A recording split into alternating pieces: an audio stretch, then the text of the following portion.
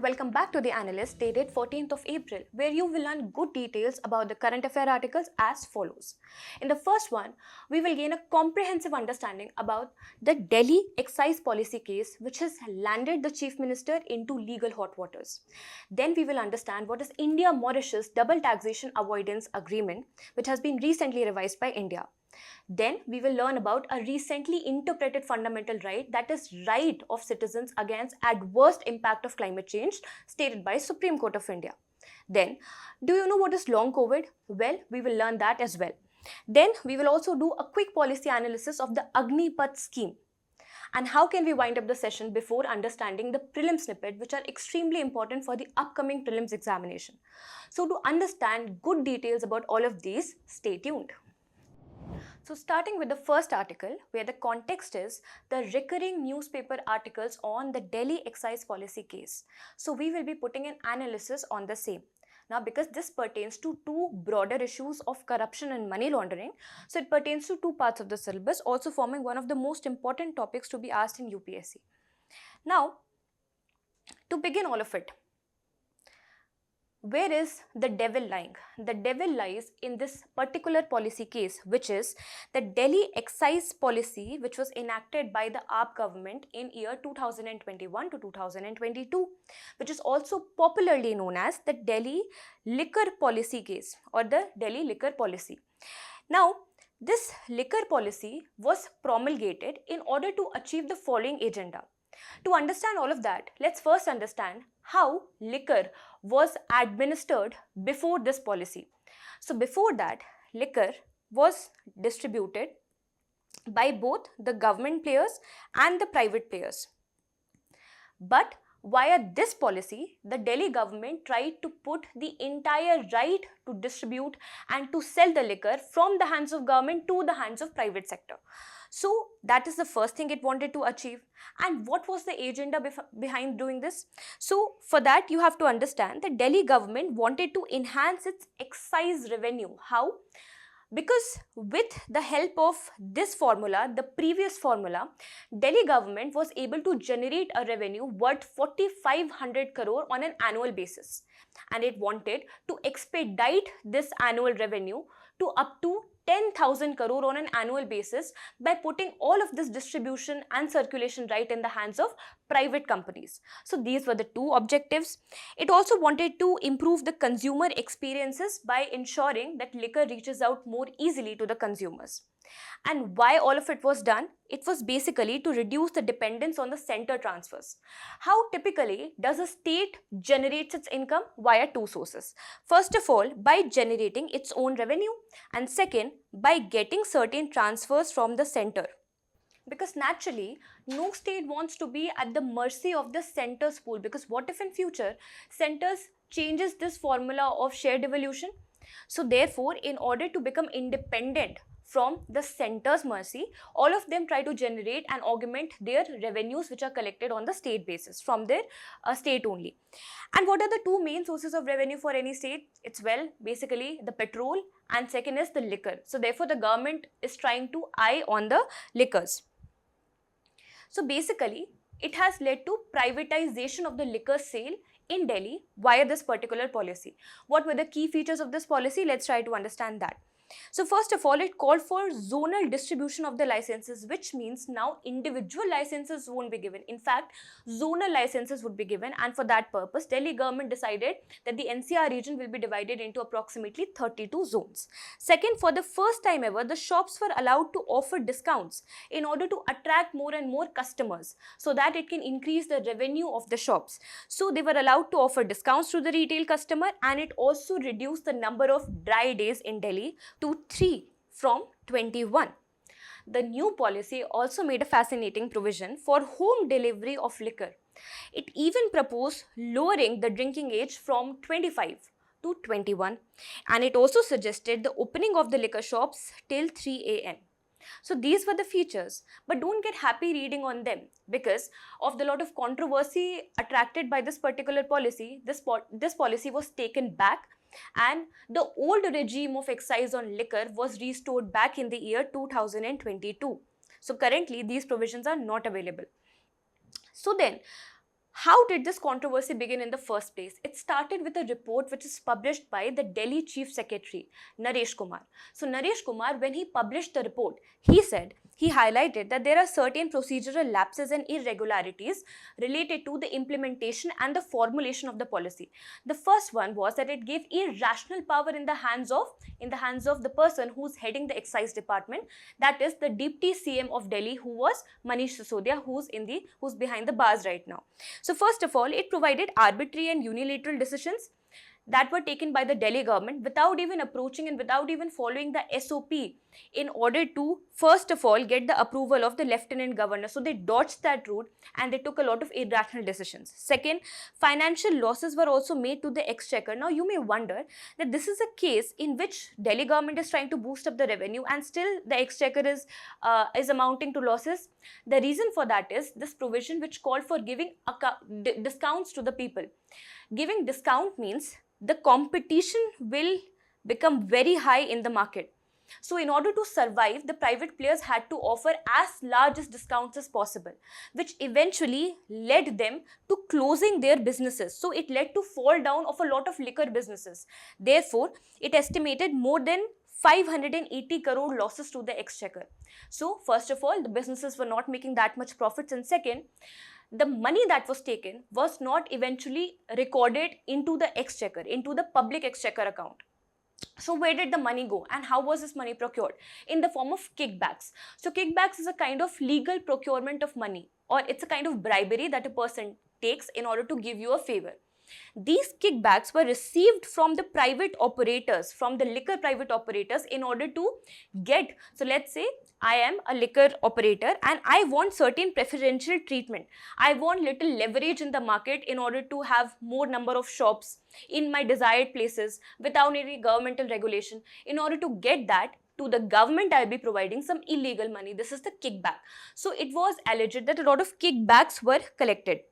And these kickbacks, so first of all, these kickbacks amount to what? This is corruption, corruptous behavior. And second, because this money, this alleged money was used allegedly to influence the assembly election held in Punjab and Goa. So the money that was given to these elections were actually laundered in order to appear white money, but they were actually coming from the kickbacks collected from the liquor policy case. So therefore, this amounts to money laundering. So naturally what will happen? It will attract two agencies, two regulatory agencies. So two cases were imposed on the government. First of all, imposed by the CBI for doing corruption. And the second, because this corrupted money was leveraged in election campaigns, which amounted for money laundering. Therefore, it was regulated by, again, Enforcement Directorate. Now, when Enforcement Directorate started the investigations, it found that proceeds of crime amounted to more than 292 crore rupees. These were the reports given by Enforcement Directorate. Now, a question would come to you, was it really a scam or was just a policy failure? Well, according to the ED reports, it has been said that this was a conspiracy to provide certain preferential treatment to a lobby of the liquor corporates. Those were named as a South Group, to give them more profits, more competitive advantage in the market as compared to all the other players, in lieu of gaining some money or gaining some kickbacks. So approximately 12% of profit margin were given to certain private companies, and in this 12%, the 6% was taken up by the government in the form of kickback. These are the allegations made. Next, these received kickbacks amounted not just to 5 to 10 crore but a whooping 100 crore rupees. So, and that too coming from a certain group of individuals known as South Group. So yes, we can consider it as a scam and not just a policy failure. What were the implications? The head of the Excise Department, Manish Sisodia, he was arrested by the CBI, and because the kingpin of this conspiracy was touted to be the chief minister, and also because he rejected to come into total 9 summons that were called by the Enforcement Directorate, he was finally put into bars, put into custody via ED. These were the impacts. So this was the entire breakdown of the case. Whether this is the right thing or not the right thing, that analysis is up to you. Now your homework for the day is to make an analysis as to whether arresting of an acting CM was a constitutional step or not. So we'll be waiting for that in the comment section. Now in the next article discussion, we will read about the India-Mauritius tax treaty, which has been recently amended from the front of India, and it will finally be formulated with the help of protocols signed between both the countries. Let's talk about it. So this double taxation avoidance agreement is not new to India and not new between India and Mauritius. It has been in place since years. In fact, it got commenced in the regime of Indira Gandhi in the year 1983 when it first got formulated between India and Mauritius. The whole agenda of such economic agreement is to boost the investments that are coming from both the countries in each other's country.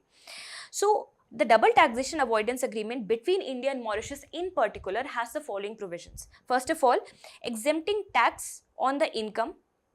In some cases, the entire tax on income is exempted. If it has been levied upon one country, then from the second country it will be exempted. Then in some cases, taxes were given but on a concessional rate. I will explain all of this in the theoretical part that we'll be dealing in the next slide. Then it also causes for lower of withholding tax. Withholding tax is the amount of tax that is deducted on your salary from the payer's side. So withholding tax were also lowered. Then anti-abuse provision, because this is facilitating tax norms. This is facilitating some of the exemptions on the taxes which can be misused, which can be abused. So it also contains some of the anti-abuse provisions named GAR, which we'll be again learning very soon. So what was the significance of this double taxation avoidance agreement between India and Mauritius? Do you know the amount of economic partnership we have established since then? To the extent that Mauritius has become the topmost country for FDI in India, and it has become 4th country in the world to have FPI, foreign portfolio investors and foreign portfolio investment in India. So it is first in terms of FDI in India and 4th in terms of FPI in India. And all credit goes to mostly the double taxation avoidance agreement, which is east of the investment. Then it is obviously also needed to avoid double taxation and tax evasion, which makes us question, what is this double taxation? Double taxation is basically levying of tax on income or profit, or rather on the same income and profit. Now, I will teach you, but first understand the two categories of it. They can be divided into two categories. First, economic double taxation, which is happening and which is levied within a country, and the jurisdictional double taxation, in which the same income is taxed by two different countries. Now, let's try to understand this with the help of an example. Let's say there is a person called Gagan. Now, Gagan is trying to invest. Gagan has got a bakery business with him, and Gagan is also a shareholder in it. Now, Gagan has earned certain profit in it and has certain income made from it. Let's say that this income is of 1 lakh rupees. Now, because this is a corporation which is registered in India and is also working in India, therefore, naturally, a corporation tax will be levied on it. This corporate tax would be taxed about 30% of the total income, which means that he has to give about 30,000 rupees to the government of India. This is the first tax that he is giving, tax number 1. Now, because this is a corporation and because he is a shareholder, he earns finally a dividend. After deduction of the corporate tax, he earns a dividend of 70,000 rupees. Now, from this 70,000 rupees, because this is coming into his bank account in the form of personal income, or rather in the form of dividend income, it will again be taxed in the form of dividend tax. Let's say he has been again taxed at 25%, which means again a deduction of about 75,500 rupees will be done, which means for the same income, he is getting taxed twice, which means more amount of, in fact, he is getting taxed at the twice rate, approximately twice rate, as you can see. So this is a kind of double taxation when you are being taxed in the same country but at two different levels, one at corporate level, one at individual level. The second one is jurisdictional double taxation. To understand this, let's imagine that Gagan has set his company but wants to invest abroad. So he has set his company, registered his company in India, but he wants to invest in Mauritius. Now, because he is raising his income from Mauritius, because he is investing over there, Mauritius government will levy 30% tax on him, and because all the operations and the registry has been made from India, so India will also impose similar tax, which means he has been taxed twice on the same income, which is again very, very unfair. So this will reduce the ease of doing business. People would not want to put up investments in such countries which do not provide flexibility, which causes doubling of the taxation. So therefore, the remedy for this is a treaty, an economic treaty known as Double Taxation Avoidance Agreement. In the Double Taxation Avoidance Agreement, it's basically a bilateral or sometimes a multilateral agreement between two jurisdictions where they decide that some of the taxes, or I'll be telling you these categories, the taxes on them, the income on them will be eased off.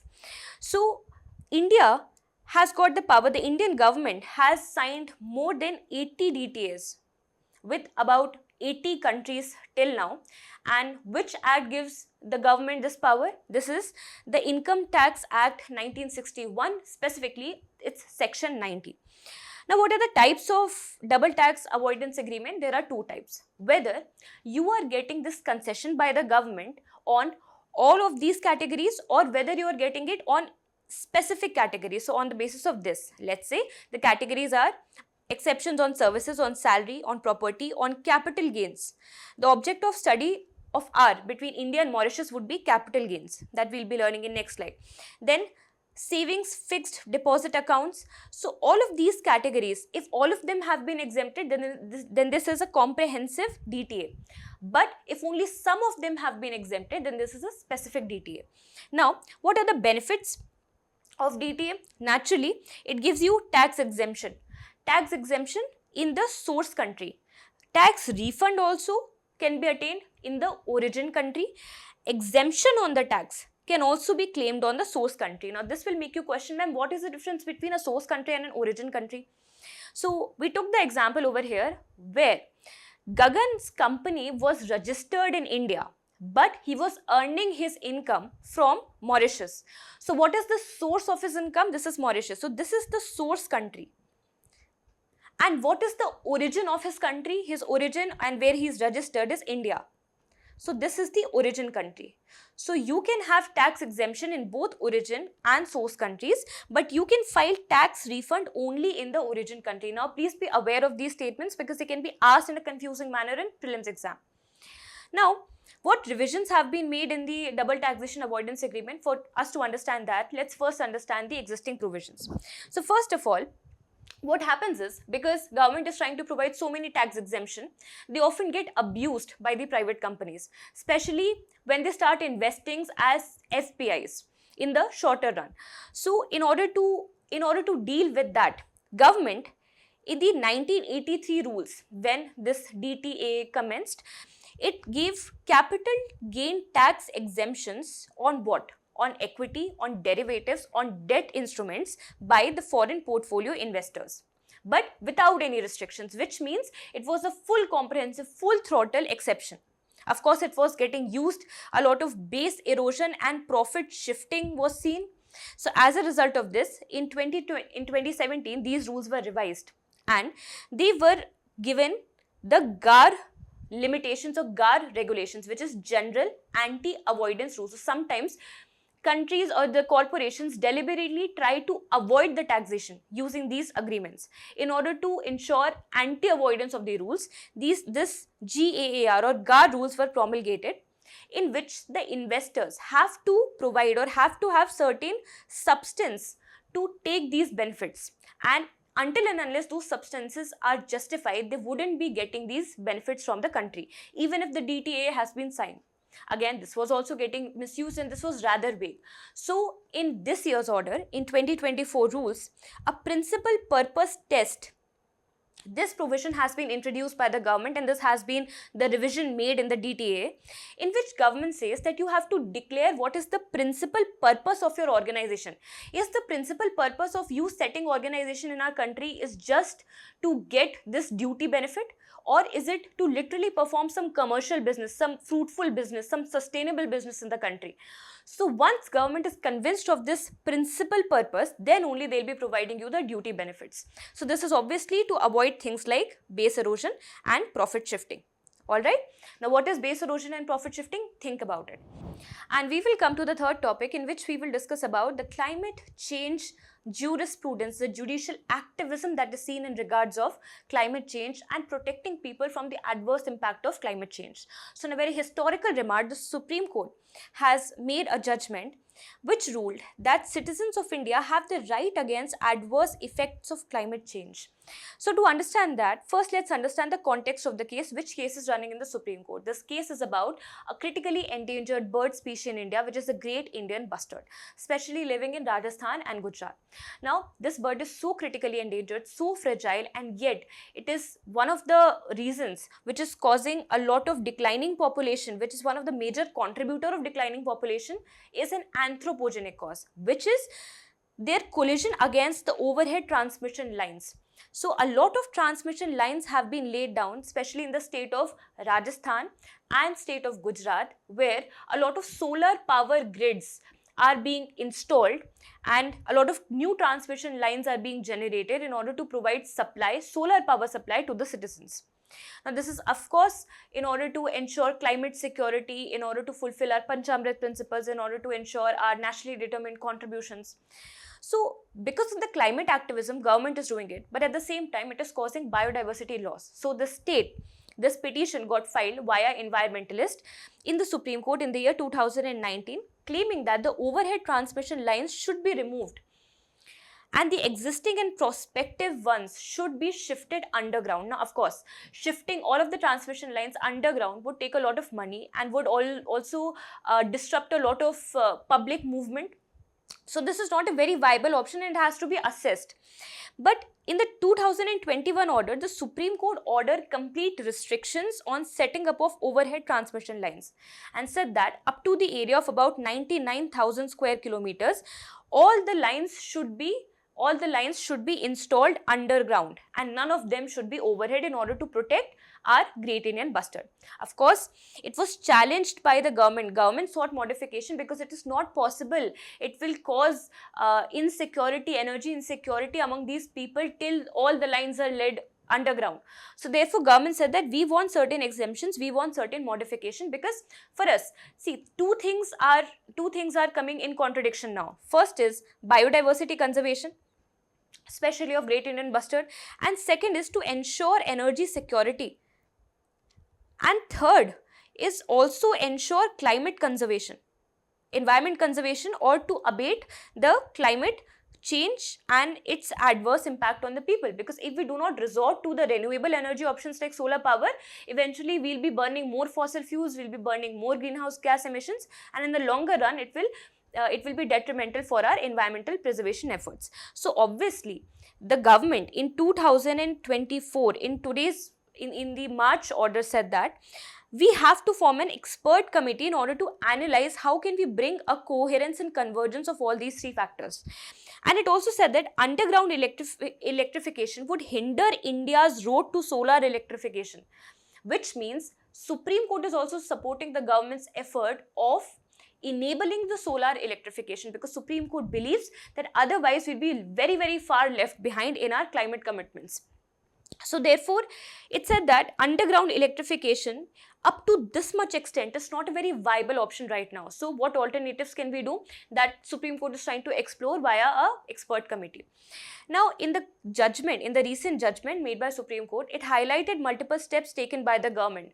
It said that there are multiple provisions, there's Water Act, Air Act, Environmental Protection Act, Wildlife Protection Act. But the problem with them is that there is absence of a single umbrella legislation which is taking care of the adverse impact of climate change on the people. So therefore, Supreme Court said that, see, if you are not providing somebody the right environment to live, then you are abating two very important, crucial, fundamental rights given by the Constitution. One is right to equality, Article 14, and then Article 21, right to live in healthy conditions. So therefore, the right of people against the adverse impact of climate change has to be reinstilled and has to be reinterpreted. So it was done by Supreme Court, where it said that climate change should always be connected with these rights, because what if you're not providing, in some cases, let's say there are certain coastal communities and they are going through droning of their land because of sea level rise. Sea level rise is happening because of climate change. So because you are not providing them some more benefits as compared to another, which yes may cause some contradictions in the equal protection of all before law or equality before law, basically article 14. So yes, you may try to infringe or you may try to have certain exceptions on article 14, because what is required is protective protection or discriminate protection of some of the people which are more vulnerable as compared to others. Because if you are causing violation of the rights of vulnerable communities, you are eventually causing violation of article 14 and article 21 for them. So therefore Supreme Court intrinsically mentioned that the right of people against the adverse impact of climate change is intrinsic under article 21 of the Indian Constitution. What is the implication of this judgment? Implication is that it showcases the judicial willingness to solve the environmental dilemmas in India. It was already seen in the case of MC Mehta, coming in the backdrop of Bhopal gas strategy, which happened in 1984 because of Union Carbide factory. Union Carbide factory killed a lot of people. So therefore, it made a judgment to relocate such harmful factories to less populated areas. It also gave rise to another very important legislation, Environment Protection Act. So voice of Supreme Court is very, very important. We understand that. Second was the Govardhan case of Tamil Nadu, which tried to protect the illegal deforestation, especially of the sandalwood trees in the Nilgiri area. So it called for sustainable use of forest, which means any kind of forest, any kind of ownership in the forest should be duly protected, and we should ensure sustainable use of the forest, which also caused multiple amendments in the Forest Act. So the voice of judiciary is extremely important, that we understand. Second, in this case, Supreme Court highlighted the necessity to expand the solar energy sources, which means India should keep up going in the lines of producing renewable energy sources, because that is required in the longer run. And then it also expanded the interpretation of fundamental right, article 21, by saying that right against adverse effect of climate change are extremely important and intrinsic to the fundamental right. This question can be formed in UPSC prelims exam, hence becoming very important for us. Our fourth topic is about the long COVID.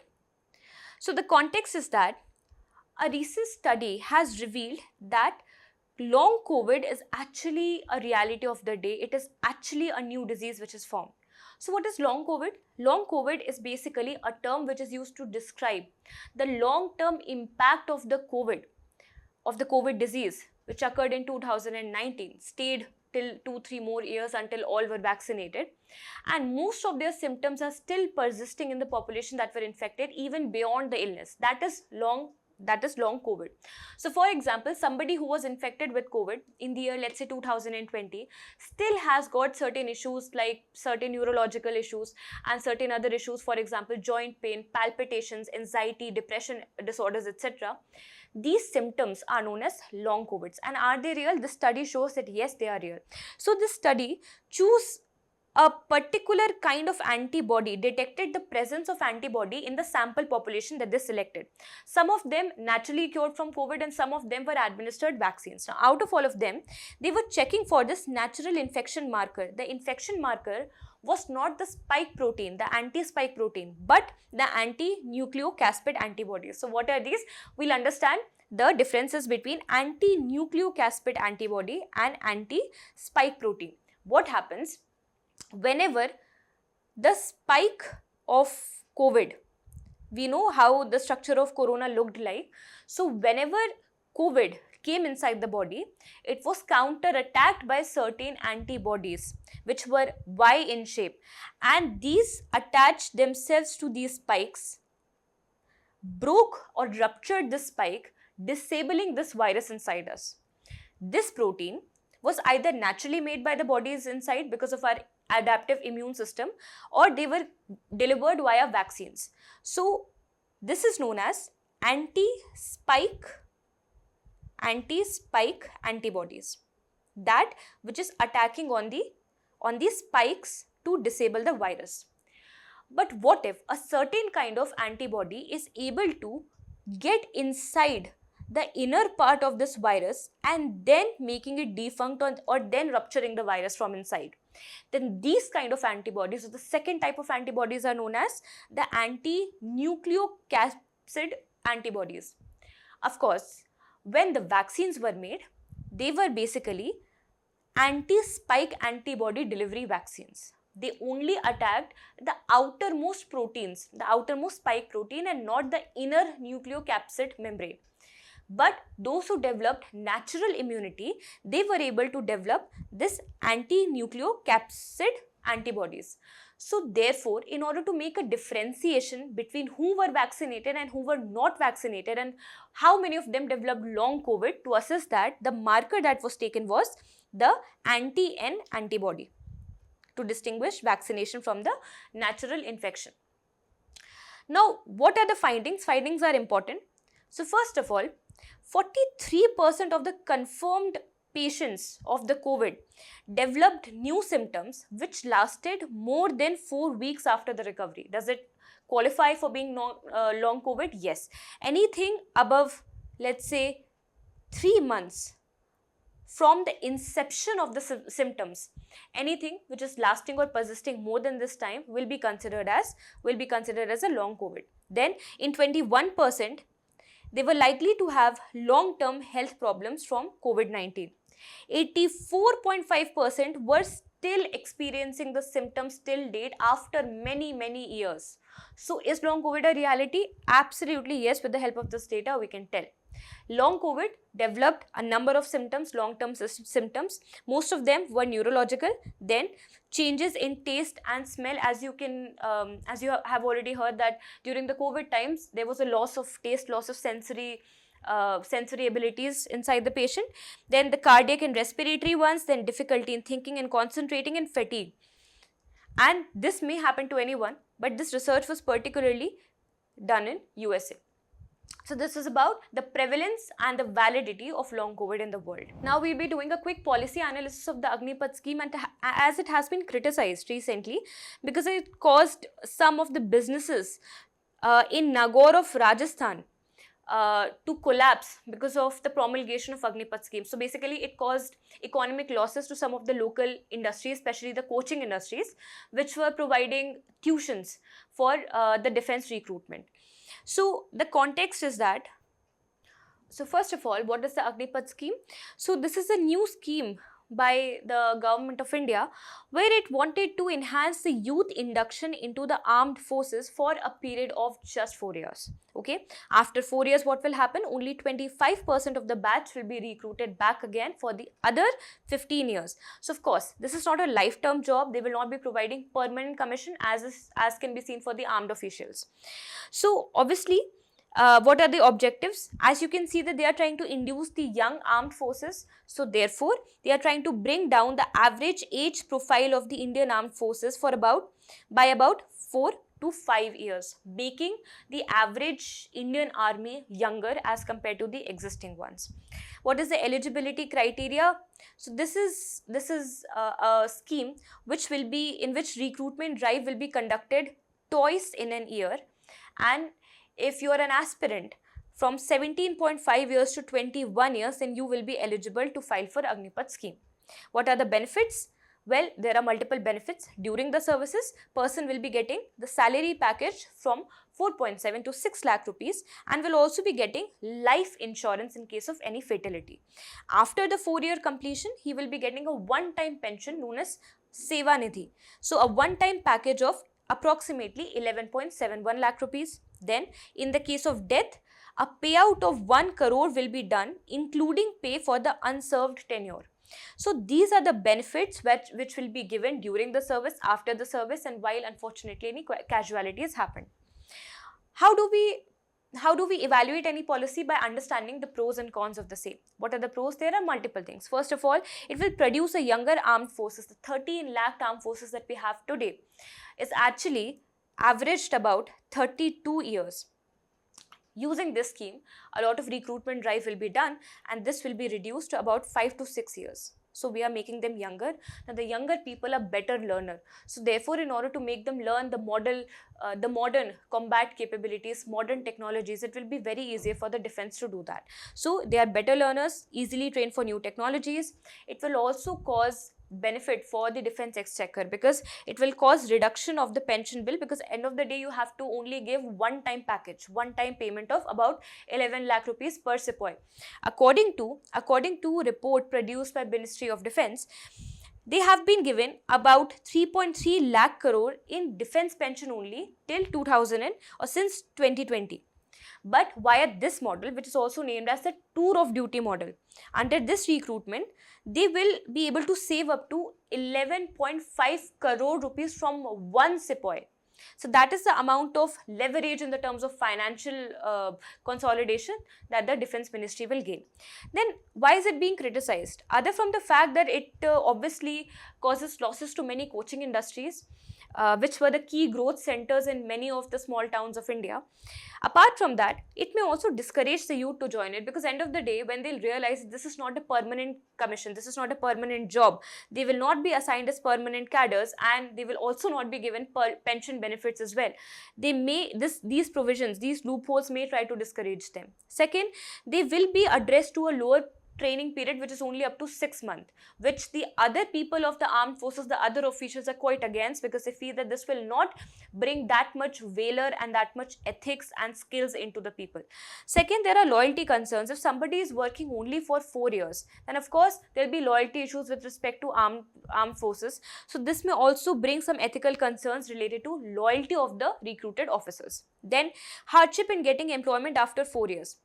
If you are joining it from 17 to 21 years, which means you have not attended graduation. So when you will come out of the scheme, you will find yourself undergraduated or ungraduated, which means that probably you will not be that much competitive as compared to the upcoming crowd. We have got huge demographic dividend. Millions of people are getting graduated on daily basis. So that problem may also occur, that one may find it difficult to get employment, especially in skilled services other than the army. Then it will also cause militarization of society, because what we have created is trained to kill soldiers who are ruthless in their ethics. You have trained them for that. Now when they opt it out, or when they come out of it after their training years and they find themselves jobless and become frustrated out of it, they may also try to pick up the weapons, they may try to militarize the society. So there are certain societal implications as well. Now, we'll be talking about very interesting prelim snippet. We have got 4 topics for you. This is greenwashing. Then we are going to talk about the Kerem Shalom crossing, then the Grid India, and we'll understand and learn what are the black soft-shell turtles of India. So our first term of the day is greenwashing. And this question has as it is appeared in the UPSC Prelims Examination 2020. So what do you mean by greenwashing? It's similar to that of whitewashing. It's just that the companies are deceptively trying to portray that they are producing climate-friendly products via making some misleading information or making unverifiable claims. This is the example of greenwashing. Let's say, for example, a beauty product is saying that we are generating climate friendly beauty products. ये पेड़ भी लगाते हैं, but at the same time they are putting their products in plastic bottles, which is not environmental friendly. For example, we have got textile, the fast forward fashion industry, and they are trying to say that their textiles are sustainable in nature, but end of the day they produce tons of wastage. Producing tons of clothing wastage is also not environmental friendly. This is a procedure which is highlighted for the first time in 1986 by J. Westerveld, in which he highlighted that because of the rising demand of the sustainable products, climate-friendly products from the sides of customers, the companies are trying to capitalize on them by putting up such defective practice. It was seen in the case of Volkswagen also. So Volkswagen cars said that we are emission friendly cars, we don't produce that much emission, and later in 2015 it was found that they actually installed certain softwares in their cars which projected as if they are not creating much emissions. It altered the emission tests, it cheated the emission test basically. So these are the examples of greenwashing. And what are the 7 sins of greenwashing? They don't provide you proof. They don't keep the things clear. They provide vagueness. There is irrelevance. There is worshipping false labels. There is lying. There is market lies which are sold. Hidden trade-offs are there. There are 2 lesser evils, which is comparing products to be greener when they all are non-eco-friendly. This question was also asked in the UPSC Prelims exam. You can try to attempt it. In the second one, we are going to read a very important place in news, the Kerem Shalom crossing, which has been recently opened up by the Israel to provide humanitarian aid in the Gaza. So we know that Israel and Gaza war is going on. Now before even this, ever since this Gaza got ruled by a militant group, which is Hamas. They started their rule in the Gaza Strip to create Palestinian land in 2007. Ever since then, the neighboring two countries, that is the Egypt and the Israel, both of them neighboring this Gaza Strip. This is the Gaza Strip, you can see. This is Gaza Strip, this is Egypt, and the other neighboring country is Israel. So both of them imposed blockade, which means that, as you can observe, this is a macroscopic view of Gaza. So it got walled from the three sides, basically restricting the movement of goods and of services and of people from these three areas. And what about the third frontier, which is opening to Mediterranean Sea? This was controlled by Israel. So Gaza's access to rest of the world was completely blocked. But ever since, and you can see the three crossings, I'll teach you each of them.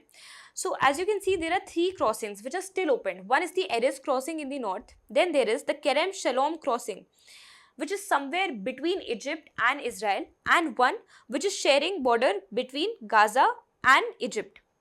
So out of them, when the Israel-Gaza war broke out and there was a huge humanitarian crisis in the Gaza, then they wanted to provide certain support. Especially Egypt came forward and said that we want to provide certain support, and we also will allow the movement of people here and there via the Rafah crossing. So Rafah crossing has been used ever since then. But now, even the Kerem Shalom crossing has also been opened up slightly for the movement of goods, for the movement of cargo, and for providing certain humanitarian aids like food. So, just remember that Kerem Shalom crossing and Rafah crossing, these two crossings have been opened up for the movement of people. Previously, only Rafah crossing was opened. Kerem Shalom was only used for business transactions, for goods transaction, not for people, and Erez is completely blocked because, as you can see, it has got no contribution, no sharing with Egypt, only with Israel. So Israel will obviously block the Erez crossing. So please remember, Rafah, Kerem Shalom and Erez crossing are in the Gaza Strip and obviously regulated by Israel. Now the next topic is Grid India. What is the news behind it? That government in its recent notification has called out all the power companies to produce gas or to open up their gas-based generating stations, because the energy demand will spike up in the month of summers. Also because we have predictions of heat waves, so naturally the demand of cooling materials will more be there. So therefore, we'll be reading about Grid India. Why Grid India is in news? Because it will be responsible for informing all the gas-based generating stations of the number of days for which the gas-based power is required, which means it is trying to regulate all the power distributors together, power companies together. So Grid India was established in 2009 and it was designated as a Mini Ratna Category 1 Central PSE. What is a Mini Ratna? What is a Mini Ratna Category 1? First, in order to just get the recognition of Mini Ratna, a company shouldn't have defaulted in the repayment of loans or interest payment on any loan. This is the minimal criteria required. They shall not be dependent on the budgetary support or government guarantees, which means that their operations should be driven by their own revenues and own profit, not from the government. This is the basic requirement. How does a Mini Ratna turns into Category 1? One that has been making profit in the past 3 years continuously and has got pre-tax profit of up to 30 crores or more. That will be considered as a Mini Ratna Category 1, as you can see in this case. Obviously, as you can see, Grid India is there to create a grid, a PSE, to basically create a grid or integration of all the power companies, all the power discoms in the country. So it oversees the seamless operation of Indian power system. It manages the grid system of India, that is the All India Synchronous Grid. It also manages competitive electricity market, prioritizing reliability, sustainability, fair competition, basically creating an integrated power system in India. It's as simple as that. Please understand how do we designate a Mini Ratna and what is Grid India, whether it is a central PSA or not, and when was it established. That is important. Finally, the last snippet of the day. This is about a very cute species but also critically endangered. This is the black soft shell turtles. Interestingly, they are not found prevalent in any rivers or tributary, though this is a little extreme statement. Of course, there can be some exceptions. In fact, there are. They are also found in Brahmaputra and some of its tributary, but a concentrated population, incalculable population is actually found in some of the ponds of the northeastern India temples. And therefore, in Cooch Behar, Election Commission of India has taken up as their poll mascot because of the importance this species has for the people over there. So what is the scientific name? Nilsonia nigricans. Is it a saltwater species or a freshwater? It is a freshwater species which is only found in some of the ponds of temples in India. So they have been accorded with certain, they are like avatars of Vishnu, so they are also accorded religious stature in Indian temples. They can also be found in Bangladesh apart from India. Their status remains critically endangered. They have soft shells so that they can easily work in marshy lands as well without the heavy weight of their crowns of their shells. What is the difference between a turtle and a tortoise? Because this is a turtle.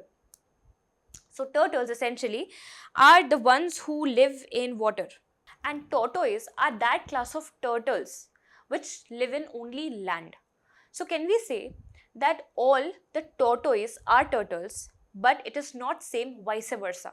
So that statement can be made and you don't have to get confused on that. So we know that mostly in water who lives? Turtles, and the tortoise, they live generally in land. Naturally, the tortoise therefore are vegetarians, they are herbivores, and at the same time the aquatic ones are omnivores, which means turtles are broadly omnivores. Talking about the conservation status, it's very, very interesting. According to IUCN Red List, they have been accorded critically endangered status. Appendix 1 in the sites. But what about India? We know that it is critically endangered, but for some reason, no legal protection has been granted under the Wildlife Protection Act of 1972. So if a question comes that it is put in the Schedule 1 of WPA Act, that wouldn't be correct. What are the threats? Of course, because they are very, very soft and therefore their meat and eggs are also traded, they are consumed, and a lot of poaching happens. Habitat loss is also there because of silt mining, wetland encroachment, and alterment of the flooding patterns, which leads to habitat losses. So these are the threats which the black soft shell turtles go through. So this was all about today's session. I hope your studies are going on well, and I hope you had a great time listening to this lecture. Thank you so much and have a nice day.